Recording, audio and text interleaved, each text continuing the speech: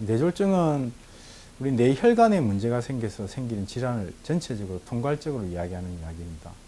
크게 이제 두 가지로 나눌 수가 있는데, 뇌졸중 중에서 뇌혈관이 터져서 생기는 것을 뇌출혈, 그리고 뇌혈관이 막혀서 생기는 것을 뇌경색이라고 얘기를 합니다. 뇌경색이 대부분 전체 뇌졸중의 한 85% 정도로 뇌출혈보다 훨씬 더 많이 발생하고, 뇌경색 때문에 이제 심각한 후유증을 남기는 그런 질환으로 통괄적으로 그걸 뇌졸중이라고 이야기합니다. 뇌졸중의 발병 원인은 우리가 근본적인 질환을 이제 원인 인자로 이야기를 하면 고혈압, 당뇨, 고지혈증 뭐 이렇게 대표적인 질환에 의해서 생기는 거지만, 그 뇌경색을 이제 기준으로 본다면 뇌경색의 이제 분류라든지 원인 인자로 본다면은 제일 많은 원인은 동맥경화성 협착에 의한 뇌경색입니다. 뭐 두 번째가 소동맥 협착이고 폐색, 그리고 세 번째가 이제 심장 원인성 뇌경색 이렇게 나눌 수가 있죠. 그렇지만 이제 원인 인자로 본다면은 제일 많은 것은 고혈압, 당뇨, 고지혈증, 그리고 우리가 말해서 과체중이 있다든지 흡연이라든지 뭐 이런 모든 것이 원인 인자로 작용할 수 있습니다. 그 뇌졸중의 정상은 뇌혈관이 순간적으로 막히거나 터져서 정상이 갑자기 생기기 때문에, 그 정상이 생기는 것은 갑자기 생깁니다. 그렇지만 뇌졸중을 일으키는 근본적인 원인, 우리가 고혈압이라든지 당뇨라든지 고지혈증이 있는 경우, 이제 뇌졸중 중에서도 뇌경색의 가장 흔한 원인이 그 동맥경화성 협착입니다. 그래서 이런 원인 질환들을 가지고 있고, 이로 인해서 동맥경화성 협착이 생기는 경우는 그 질환 자체가 동맥경화성 협착이 서서히 진행이 됩니다. 서서히 진행이 돼서 뇌혈류가 뇌세포의 기능장애를 일으킬 정도의 역치가 되었을 때 정상이 생기는 거죠. 그래서 정상 갑자기 생기지만 그 질환 자체는 벌써 서서히 진행이 된다고 봐야죠. 그래서 보통 이제 정상이 갑자기 생겼다, 이렇기 때문에 사람들이 병도 갑자기 생겼다 이렇게 간혹 인식을 하고 있지만, 그 병 자체는 그 전체적으로 서서히 진행한다고 봐야 됩니다. 일단 노령이 되면 뭐 결국 이제 경제적인 문제가 제일 크죠. 근데 이제 뇌졸중, 뇌경색에 의해서 이제 제일 문제가 되는 거는 이제 신체, 인지 기능에 후유증이 남을 수 있다는 거죠. 그래서 신체 장애가 만약에 생긴다면 실제 거동이 이제 불편해진다든지, 이로 인해서 이제 경제적인 활동을 전혀 못하게 되는 상황이 생기고, 또 경제적인 문제 때문에 또 자식들한테 부담이 된다든지 뭐 이런 것 때문에 더 이제 노년, 이제 그런 노년 활동 부분에서 전혀 안 되는 거죠. 그래서 가령 뭐 뇌경색이 와서 평소에 잘 다니시던 분이 한쪽 수족 마비가 온다든지 전혀 뭐 어느 장애가 생겨가지고 집에만 누워 계신다고 생각을 한다면은 그 부분에 대해서는 생활이 전혀 안 되겠죠. 만약에 특히 이제 뭐 부부 두 사람만 사는 경우 같으면은 한 분이 그렇게 되면 경제 활동이 전혀 안 되는 거고, 또 그렇게 해서 뭐 요양병원에서 모셔야 된다든지 이렇게 하면 그 가족 전체의 경제적 손실이라든지 정신적 고통 이런 건 굉장히 크다고 볼 수 있죠. 성별은 결국 뭐 그 통계에 의하면 이제 과거 통계일 수도 있고 지금 통계지만, 성별로 본다면은 남자가 훨씬 더 많죠. 이제 85세 이상인 경우에는 여자가 많습니다. 그거는 이제 평균 수명이 우리나라 같은 경우는 이제 여자가 남자보다 더 수명이 길기 때문에 85세 이상에서는 여자들이 훨씬 더 많고, 뭐 다른 말로 이야기를 하면 뭐 85세 넘어서 남자가 살아있는 것보다는 여자가 살아있는 부분이 훨씬 더 숫자가 많으니까 뇌경색 발병도가 훨씬 많지만, 전체 연령군을 따진다면은 남자가 훨씬 더 많이 발생합니다. 그리고 계절에 관한 부분은 일반적인 통념은 우리가 뭐 겨울철, 특히 이제 뭐 환절기 이럴 때 뇌경색이 많이 생긴다, 뇌출혈이 많이 발생한다, 이런 부분이 원래 뭐 그렇게 통설적으로 알고 있지만, 실제적인 통계나 실질적인 조사를 보면 계절에 관계없이 거의 생긴다고 봐야 합니다. 예.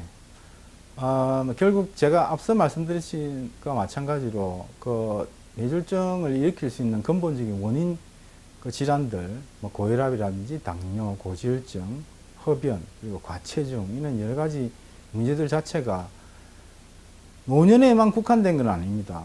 또한 지금 이제 식생활 습관도 굉장히 서구화됐기 때문에 고지혈증 환자들도 굉장히 많아졌고요. 그래서 젊은 환자, 그러니까 젊은 나이라 할지라도 요즘은 고혈압, 당뇨 환자가 굉장히 많습니다. 그래서 그렇기 때문에 그런 환자들이 나이에 상관없이 그런 기본적인 질환을 가지고 있고 그런 질병들을 관리를 잘 안 하면 젊은 나이에도 뇌경색이 많이 생깁니다. 그래서 지금 뭐 추세를 보면 제가 아주 전공의 때 1990년대 중반하고 지금 비교를 한다 하더라도 지금 굉장히 연령층이 굉장히 낮아지고 있습니다. 실질적으로. 네, 그래서 젊은 층에도 뭐 많이 생긴다고. 이제 뇌경색이라는 거는 뇌혈관이 막혀서 생기는 질환이기 때문에 우리 뇌혈관이라는 거는 그 전체 뇌 부위에 어느 부위에 뇌혈류를 공급하느냐, 그래서 어느 부위에 어느 혈관에 문제가 생기느냐에 따라서 다양하게 생기게 됩니다. 그래서 우리가 운동신경을 담당하는 부분에 혈관이 막힌다든지 운동신경에 해당되는 신경이 지나가는 부위에 뇌경색이 생기면 우리가 말해서 상하지, 팔다리 힘이 빠진다든지 또 감각신경 문제가 생길 수도 있고요. 또 어느 장애, 그리고 어지러움증, 특히 이제 눈을 움직이는 신경에 문제가 생긴다든지 이렇게 하면 우리가 복실하니 물체가 두 개로 보이는 증상이 생긴다든지 굉장히 다양하게 생길 수 있습니다. 그래서 이런 증상이 생기면 이게 뇌졸중, 뇌경색의 의심 증상으로 우리가 볼 수 있는 거죠. 그 부분은 이제 치료라는 개념이 있습니다. 뇌경색은 얼마나 빨리 막힌 혈관을 재개통시키느냐 하느냐가 치료의 가장 급선무입니다. 그래서 이런 증상이 생기면 최대한 빨리 우리가 24시간 뇌졸중, 뇌경색을 치료할 수 있는 병원으로 빨리 오셔야 되는 거죠. 그래서 다른 시간 지체 없이 빨리 병원에 가는 게 제일 첫 번째, 우리가 제일 중요한 포인트입니다. 뇌경색 진단은 제일 중요한 것은 이런 증상들입니다. 갑자기 뇌졸중 의심 증상이 생겼다. 그러니까 갑자기 생긴 게 굉장히 중요한 거죠. 이 뇌경색을 진단하는데 병력이 제일 중요하고요. 두 번째는 우리가 뇌졸중 중에서 뇌출혈과 뇌경색은 치료가 우리가 방향이 다릅니다. 혈관이 터져서 생기는 뇌출혈에 대한 치료하고 혈관이 막혀서 생기는 뇌경색에 대한 치료는 다르기 때문에 우리가 의심 환자가 오면 응급실에서 제일 먼저 뇌 CT 검사를 합니다. 그래서 출혈인지 경색인지 먼저 분류를 하고요. 뇌경색이라고 판단이 되면 4시간 30분 우리가 정상이 생기고 4시간 30분 안에 정맥내 혈전 용해제를 투여하는 게 제일 첫 번째 시도입니다. 그래서 정맥내 혈전 용해제가 작용을 해서 막힌 혈관이 재개통이 되면 정상이 좋아진다든지 우리가 임상적으로 정상이 좋아지는 것을 볼 수 있습니다. 그렇지만 막힌 혈관이 정맥내 혈전 용해제로 해서도 치료가 안 된다면 동맥내로 이제 직접 막힌 혈관을 우리가 직접 찾아 나가는 거죠. 검사를 통해서 혈관 검사를 해서 혈관 조영술을 해서 우리가 찾아서 그 부위의 혈전을 우리가 기계적으로 요즘은 대부분 스텐트를 이용한 혈전 제거술을 시행하고 있습니다. 또한 약물 치료를 할 수도 있고요. 그래서 정맥내 혈전 용해제 치료뿐만 아니라 동맥내 직접 혈전 제거술까지도 하고 있는 상태입니다. 뇌졸중의 자체에 대한 수술은 우리가 아주 큰 뇌경색이 생겼을 때 아주 큰 뇌혈관이 막혀가지고 뇌경색이 굉장히 큰 부위에 뇌경색이 생긴 경우에는 문제가 되는 게 이제 뇌가 붓는 뇌부종이 문제가 됩니다. 그래서 뇌부종이 있으면 뇌부종 때문에 뇌간, 우리가 뇌간 압박이 문제가 되기 때문에 사망을 일으키게 하거든요. 그래서 그 사망을 일으키게 하는 걸 방지하기 위해서 우리가 그렇게 뇌 붓는 거를 우리가 감압술 목적으로 머리뼈를 잘라내는 개수술을 시행합니다. 그렇지만 이거는 뇌경색이나 뇌출혈에 대한 근본적인 치료는 아닙니다. 그런 이제 뇌간 압박을 방지하기 위한 우리가 수단으로서 이제 머리뼈를 제거하는 개수술을 시행하는 거죠. 그래서 그런 경우에만 국한적으로 이제 수술적인 치료를 하는 경우입니다. 재발이 굉장히 심합니다. 뇌경색 같은 경우에는 뇌혈관, 특히 이제 동맥경화성 협착에 의한 뇌경색이 있다든지 그런 경우에는 기존에 이제 동맥경화성 협착이 있는 거죠. 그래서 우리가 치료를 해서 약물 치료를 하고 우리가 뇌경색이 온 환자들 그 이후에 약물 치료를 한다 하더라도 근본적으로 기존에 와 있던 동맥경화성 협착이 완전히 없어지지는 않습니다. 그렇기 때문에 만약 약물 치료를 등한시한다든지 그 뇌경색을 일으킨 근본적인 질환, 원인 질환들, 원인 인자들, 혈압, 고혈압이라든지 당뇨가 있다든지 이런 부분에 대해서 관리를 잘 못하면 언제든지 다시 또 뇌경색이 재발하는 거죠. 기존의 원인 인자들, 고혈압, 당뇨, 고지혈증, 그리고 흡연을 한다든지 체중이 과체중이라든지 이런 부분을 철저히 관리해야 되는 거죠. 그게 이제 1차적인 예방입니다. 이런 질환을 가지고 있는 분들은 굉장히 적극적으로 이런 원인들을 관리를 하셔야 되고요. 이런 부분이 없다 하더라도 나이가 들면 우리가 결국 우리 몸에 혈관뿐만 아니라 모든 부분이 퇴화가 일어납니다. 그리고 퇴행성 변화가 일어나죠. 그러면 혈관도 당연히 신축성이라든지 고혈압, 혈압에 대한 반응 능력들이 떨어집니다. 그래서 이런 부분에 대해서 근본적으로 잘 조절을 해야 됩니다. 그래서 운동도 열심히 하셔야 되고, 뭐 술, 담배를 당연하게, 담배는 무조건 끊으셔야 되고요. 그런 부분들을 절제된 생활을 하셔야 되고. 근데 기존에 한번 이제 뇌경색이 오신 분들, 이런 분들은 더 재발할 확률이 높기 때문에 반드시 약물 치료도 해야 되지만 이런 부분에 대해서는 주기적으로 관찰을 해야 됩니다.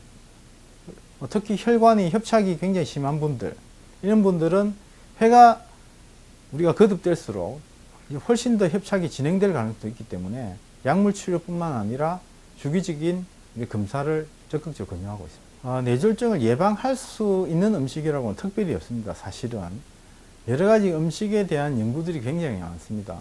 뭐 우리나라에서 시행되는 뭐 연구도 있고 외국에서 한 연구도 있지만, 우리나라 음식들 자체가 우리가 흔히 이제 건강식이라 해서 요즘 외국에서 각광을 받고 있죠. 뭐 채소 위주의 아주 여러 가지 영양소를 포함해서 이런 식단도 굉장히 좋고요. 특히 이제 서구에서 많이 진행됐던 것은 우리 지중해식 식단, 특히 올리브유라든지 뭐 야채라든지 견과류 이런 부분에 대해서 많이 연구가 되어 있지만 그건 하나의 연구일 뿐이죠. 예방은 우리가 100% 장담은 못합니다. 사실은. 그렇지만 피해야 될 음식은 분명히 있는 거죠. 우리가 말해서 지방이 굉장히 많은 음식, 우리가 흔히 기름진 음식이라고 그러죠. 그래서 기름진 음식은 가급적 피하는 게 좋고요. 그러니까 규칙적인 식사가 중요한 거죠. 굉장히 뭐 거른다든지 과식을 한다든지 이런 건 안 좋은 거고요. 특히 이제 짜게 먹는 게 문제입니다. 우리가 나트륨 섭취를 최대한 좀 줄여야 되는 거죠. 특히 우리나라 음식 같은 경우는 국문화가 많이 발달되어 있죠. 음식 중에서. 그래서 그런 부분에 굉장히 작기 때문에 요즘 뭐 워낙 매스컴에서 많이 이야기하기 때문에 좀 덜 작게 먹는 거, 이게 굉장히 중요하고, 그래서 피해야 하는 음식은 그런 거죠. 우리가 잘 알잖아요. 요즘은 워낙 뭐 TV 프로에 음식에 대한 뭐 굉장히 뭐 정보가 다양한데, 그게 잘된 정보일 수도 있고 못된 정보일 수도 있지만 전반적으로 기름진 음식, 짜게 안 먹는 거, 그죠? 짜게 먹는 거 이런 걸 좀 조심해야 된다. 보통 이제 겨드랑이에 약간 땀이 찰 정도의 우리 이제 속력 내지 속도로 우리가 걷는 걸 권하고 있습니다. 그래서 보통 한 30분 내지 40분 정도 충분히 그렇게 걷고, 또 충분히 한 10분 정도 쉬고, 이런 과정을 뭐 주 한 2, 3회 정도, 이 정도만 해도 충분하게 우리가 운동을 하는 거죠.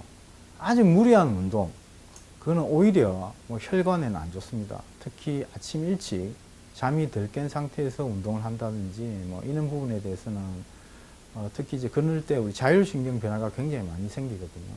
그래서 그런 부분 때문에 문제가 될 수 있기 때문에 일반적으로 권하는 운동은 우리가 조금 빨리 걷는 거, 그 정도가 좋고, 우리가 급격한 거죠.